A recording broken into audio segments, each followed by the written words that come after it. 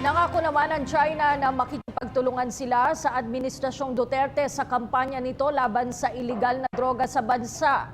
Ito ay sa pamamagitan ng paggawa ng mga planong katuwang ang pamahalaan. Si Sweden Velado sa detalye. Nangako ang bansang China na makikipagtulungan ito sa pamahalaan ng Pilipinas sa nagpapatuloy nitong kampanya laban sa mga iligal na droga.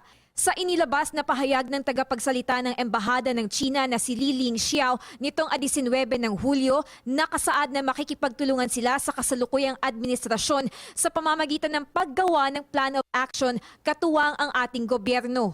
Dagdag pa ng China na iintindihan nito na prioridad ni Pangulong Duterte ang pagsugpo sa mga krimeng may kinalaman sa droga.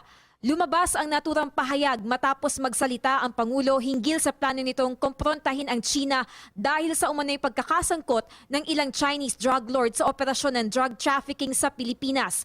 Matatandaan kamakailan lamang ay pinangalanan ni Pangulong Duterte ang tatlong Chinese nationals na sina Peter Lim alias Jaguar, Peter Ko alias Wutuan at Herbert Colanco alias Ampang na inakusahan niyang mga top drug lord.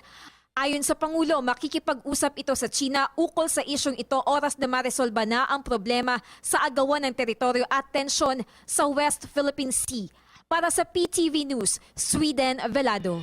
Ako po si Cathy San Gabriel. Subscribe na sa PTV YouTube channel. I-click lang po ang subscribe button.